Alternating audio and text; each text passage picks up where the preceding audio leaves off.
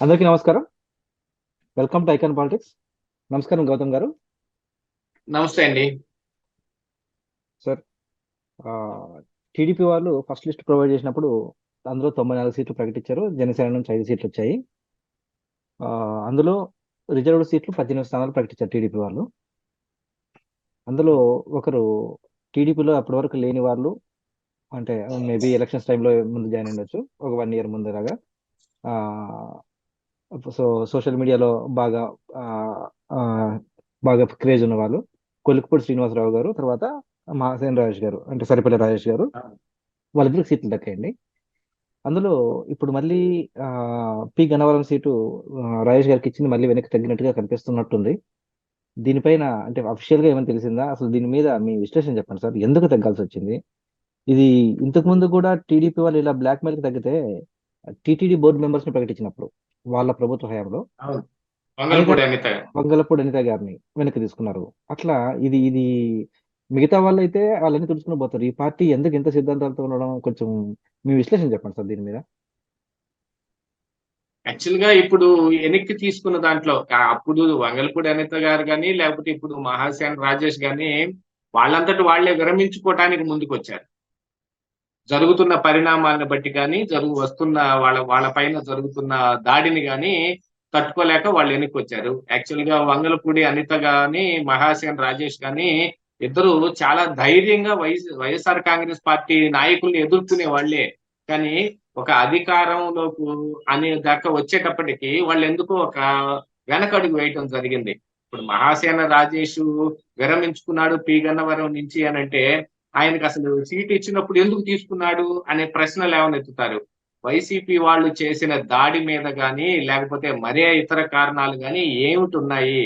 ఇంతకు ముందు ఆయన వైసీపీలో ఉన్నప్పుడు, అంటే వైసీపీకి ఫేవర్ గా ఉన్నప్పుడు ఆయన మాట్లాడిన మాటలో, లేకపోతే ఈ హిందూ క్రిస్టియన్ గొడవల మధ్యలో జరిగిన కొన్ని కొన్ని వీడియోల్లో కూడా ఎక్సెంట్రిక్ గా మాట్లాడిన వీడియోలు కొన్ని ఉన్నాయని ఇప్పుడు బయటకు తీయటం మూలాన ఆయన విరమించుకోవాల్సిన అవసరం వచ్చిందేమో మరి. ఆయన కాకపోతే ఆ ముందు అలాంటి మాటలు మాట్లాడకుండా ఉండవలసింది. అలాంటి మాటలు మాట్లాడినప్పుడు వాటిని ధైర్యంగా వెనక్కి ఎదుర్కోవాలి. అంతే తప్ప సీటు వదిలేసి వెళ్ళిపోవటం అని అంటే మీరు ఆటలోంచి విరమించుకున్నట్టే అంటే ఎలాగా? అలాగా విరమించుకోకూడదు. ఎన్ని కష్టాలు నష్టాలు వచ్చినా వాటిని తట్టుకొని నిలబడాల్సిన అవసరం ఉంది.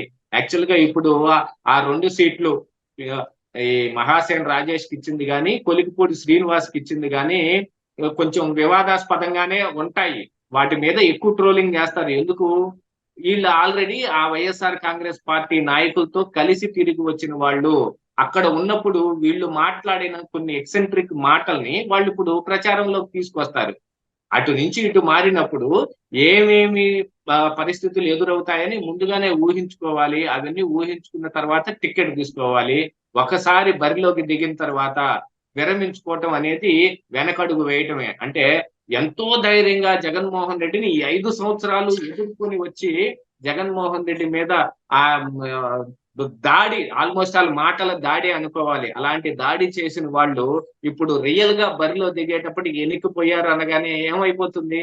అబ్బా వీళ్ళందరూ ఇంతేనయ్యా, వీళ్ళని నమ్మలేం అనే ఒక ముద్ర పడిపోతుంది. అలాంటి నీళ్ళలోకి ముద్ర దూకేసి పడకుండా వాళ్ళు ప్రయత్నం చెయ్యాలి. నీళ్ళలోకి చెప్పండి. దూకేసి నీళ్ళలోకి దూకేసి ఇప్పుడు ఈత కొట్టమంటే ఎలా? అది నిజమే. నీళ్ళల్లో దూకేసి ఇప్పుడు ఈత రాదను, నాకు చలి పుడుతుంది, నేను బయటకు వస్తాను అంటే అది కుదరదు. దిగిన తర్వాత దిగినట్టుగానే ఉండాలి. చావో రేవో తేల్చుకోవాల్సిందే. మరి ఇప్పుడు ఏదన్నా అరెస్టులు జరిగాయా, మిగతా ఏమి జరిగాయా అనేది తీసి పక్కన పెడితే మీరు ఎంతవరకు ధైర్యంగా నిలబడుతున్నారు అనే దాని మీదే కదా ఫైనల్ గా మీకు అవుట్పుట్ లభించేది. మొన్న చంద్రబాబు నాయుడిని అరెస్ట్ చేశారు. చేసి చేయగానే ఇప్పుడు ఇంకా ఆయన అధైర్య పడిపోయో నేను ఈ పార్టీని నడపనను వదిలేసి వెళ్ళిపోలేదు కదా. మరి మీకంటే ఈ దారుణమైన స్టేటస్ ని మరి మీ నాయకుడు చూసి వచ్చాడు. 53 రోజులు రాజమండ్రి సెంట్రల్ జైల్లో రిమాండ్ ఖైదీగా గడిపొచ్చాడు అని అంటే ఆయన ఏమనుకోవాలి? ఆయన పార్టీని వదిలేసి ఇక ఆంధ్రప్రదేశ్ రాష్ట్రాన్ని వదిలేసి పారిపోవాలిగా. కాకపోతే సీట్ ఇచ్చేటప్పుడు కూడా తెలుగుదేశం పార్టీ ఆలోచించుకుని వీళ్ళు ఎలాంటిది అని మొత్తం వెరిఫై చేసుకున్నాక ఇవ్వాల్సింది. ఇలాగ మధ్యలో పారిపోయే వాళ్ళని తీసుకొస్తే అప్రతిష్ట ఎవరికి? తెలుగుదేశం పార్టీకేగా వచ్చింది. ఇప్పుడు చంద్రబాబు నాయుడు సీట్ ఇచ్చినా కూడా పోటీ చేయలేని పరిస్థితుల్లో వీళ్ళు ఉన్నారు అని రేపు కొలికిపూడి శ్రీనివాస్ మీద కూడా ఇంతకంటే ఎక్కువగా దాడి చేయొచ్చు. ఎందుకంటే ఆయన కూడా విరమించుకునే వరకు చేస్తారు. ఇక్కడ వెనకటికో సామెత చెప్పేవాళ్ళు, మన ఇంట్లో పని చేసి మానేసిన పాలేరు పక్కింట్లో పని చేస్తున్నాడు అనుకోండి, వాడిని ఎలాగోలా అక్కడి నుంచి అక్కడ చేయకుండా చేయటం కోసమే ఎక్కువ ప్రయత్నం చేస్తారు. ఇప్పుడు వీళ్ళిద్దరూ అక్కడి నుంచి వచ్చిన వాళ్ళే, ఆ వైఎస్ఆర్ కాంగ్రెస్ పార్టీలో తిరిగి వచ్చిన వాళ్ళే కాబట్టి వీళ్ళ మీదే ఎక్కువ దాడి జరుగుద్ది. వీళ్ళు దాన్ని కూడా దృష్టిలో పెట్టుకొని వీళ్ళు ఖచ్చితంగా దాన్ని ఎదుర్కోవటానికి సిద్ధపడే సీట్లు తీసుకోవాలి. సీటు వచ్చింది వచ్చింది అనగానే పోయింది పోయింది అన్నట్టు అయిపోకూడదు కదా. దాన్ని కూడా దృష్టిలో పెట్టుకోవాలి. అండ్ పార్టీలు కూడా మరి ఇచ్చేటప్పుడు ఏం వెరిఫై చేసుకున్నాయి, ఎందుకు ఇచ్చారు, వీళ్ళు గట్టిగా నిలబడతారు అనే కదా ఇవ్వాలి.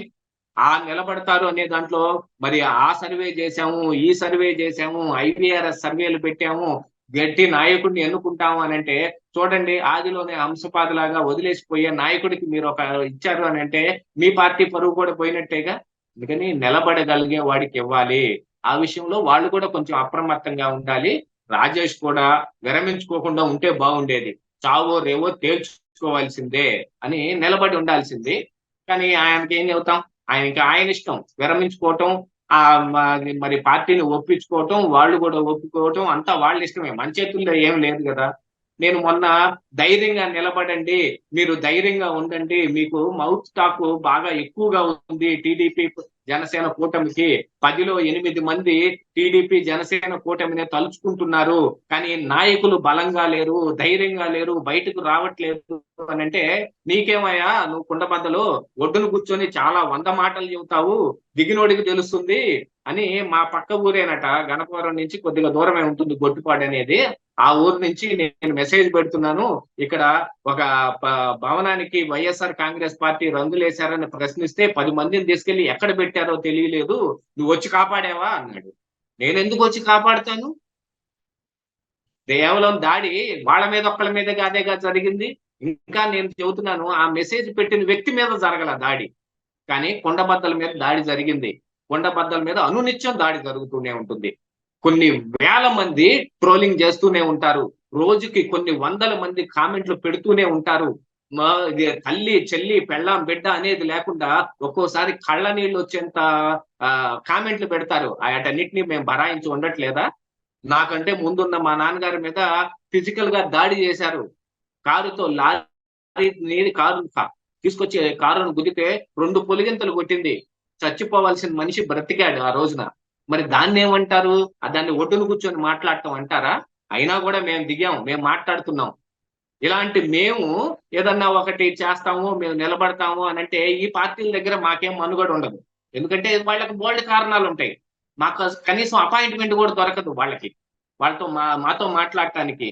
నేను యాక్చువల్ గా నేనే చెబుతున్నాను, మీరే చేశారు ఇంటర్వ్యూ, నేను చిలకలూరిపేటలో నిలబడుతున్నాను, అన్ని పార్టీలని అంటే మా కుండబద్దలు అభిప్రాయాలకి దగ్గరగా ఉండే ఏ పార్టీనైతే మాకు నచ్చిందో ఆ పార్టీలో మేము ప్రయత్నం చేస్తామని అంటే మాకు తెలుగుదేశం పార్టీ నుంచి అపాయింట్మెంట్ కూడా రాలేదు. అపాయింట్మెంట్ ఇవ్వలేదు మాకు, మేము కోరినా కూడా ఎవరు ఇవ్వలేదు అపాయింట్మెంట్. కానీ మీరు థియరీ కోరి తీసుకొచ్చుకొని ఇచ్చారు సీటు, మరి అతను నిలబడగలిగాడా? నిలబడలేకపోయాడుగా. అలాంటి వాటన్నిటిని కూడా మరి వెరిఫై చేసుకోవాల్సిన అవసరం ఉంది. ఈ రోజు మరి చిలకలూరుపేటలో పుల్లారావుకి టికెట్ ఇచ్చారు, దాని వెనక బోల్డ్ అంతా ఉన్నాయి, వాళ్ళ అబ్బాయిని అరెస్ట్ చేశారు, ఇంకా ఏదేదో జరుగుతూ ఉన్నాయి. మరి అది కూడా మీ మీద ఒక అప్రతిష్ట వచ్చినట్టే కదా.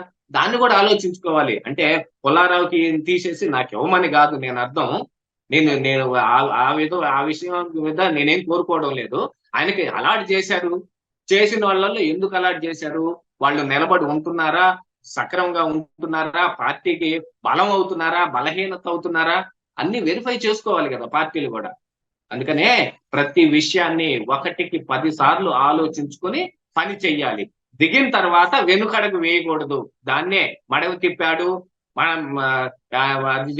ఈ రాజేష్ కొన్ని వందల సార్లు జగన్మోహన్ రెడ్డిని అడుగుంటాడు, మాట తప్పాడు మడవ తిప్పాడు, మాట తప్పాడు మడవ తిప్పాడు అని. మరి ఇప్పుడు రాజేష్ ఏం చేశాడు? మడవ తిప్పి వెనక్కి వెళ్ళిపోతున్నాడు. అది కరెక్ట్ అయిన పద్ధతేనా? ఆలోచించుకోవాలి రాజేష్ కూడా. ధన్యవాదాలు సార్. యాక్చువల్గా అంటే ఫస్ట్ ఇవ్వడం ఇవ్వకముందే ఆలోచించుకోవాలి పార్టీ కూడా. అంటే మేబీ ఇందులో వేరే రీజన్స్ కూడా ఉండొచ్చు. అంటే ఒక అంటే సోషల్ మీడియాలో లేదంటే వైఎస్ఆర్సీపీ చేస్తున్న ఆరోపణలే కాదు, మేబీ ఇంకా మిగతా విషయాలు కూడా ఉండొచ్చు. కాస్త ఇవన్నీ ముందుగానే చూసుకునే కాస్త హోంవర్క్ చేసి ఇచ్చిండాల్సింది. ఈ ఇప్పుడు ఇప్పటికైనా సరే ఆయన ధైర్యంగా దిగి ఫైట్ చేస్తే బాగుంటుంది.